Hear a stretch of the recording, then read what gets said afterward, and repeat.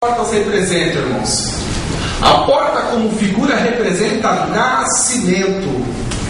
Então nós temos aqui, olha, irmãos, essa porta, a porta estreita. E temos aqui uma porta larga.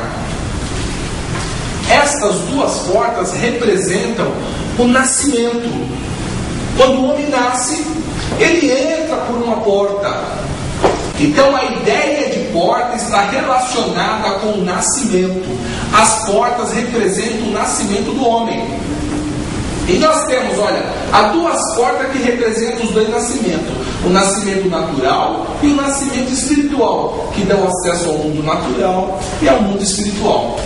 Então, através da porta larga, que é Adão, nós temos o nascimento natural, que é o nascimento que ocorre por causa do papai e da mamãe, por causa de Adão e Eva.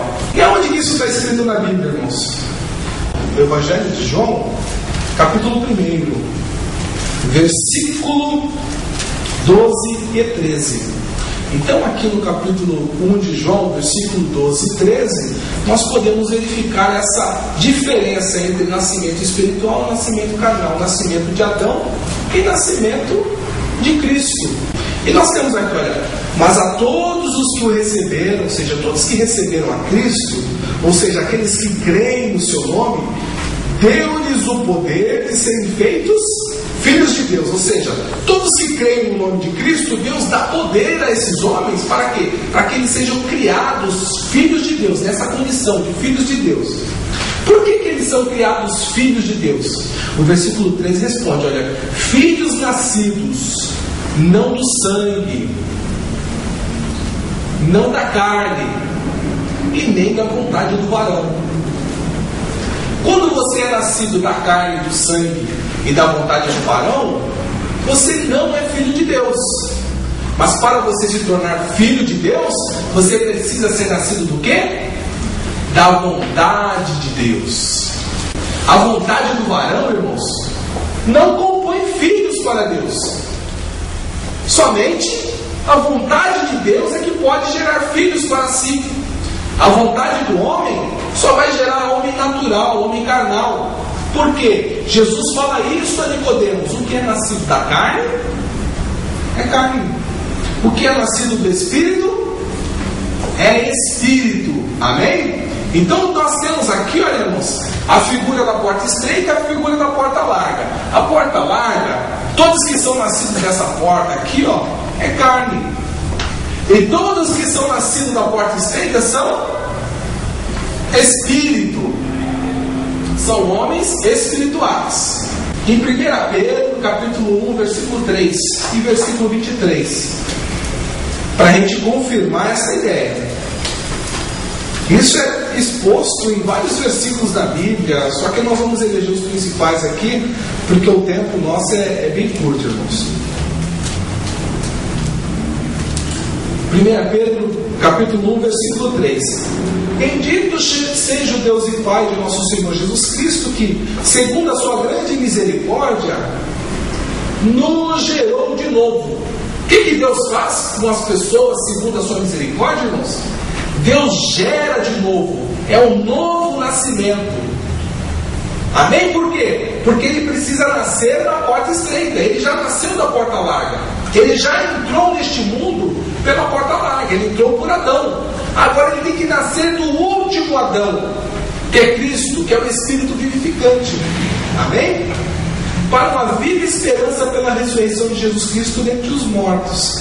Se nós pegarmos o versículo 23 agora, ele vai especificar algumas coisas pertinentes àqueles que foram gerados de novo. Olha, tendo sido regenerados, ou seja, nascidos de novo, criados de novo, não de semente corruptível, mas de incorruptível pela palavra de Deus, a qual vive e é permanente. O que ele está apontando aqui, irmãos? Que o nascimento segundo Adão é de uma semente corruptível.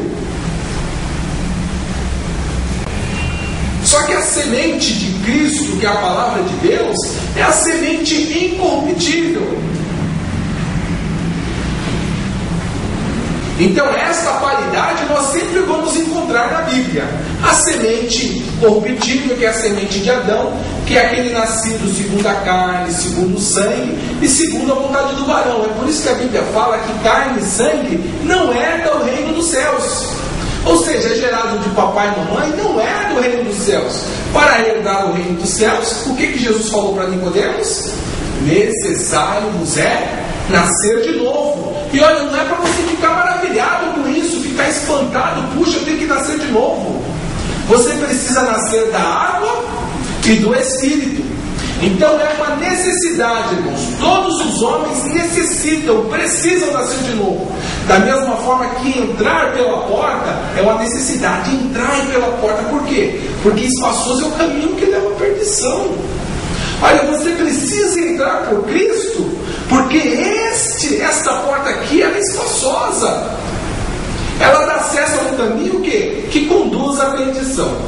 Por que dois caminhos? De onde que Jesus tirou essa ideia que existe dois caminhos? Nós vamos dar uma lida, irmãos.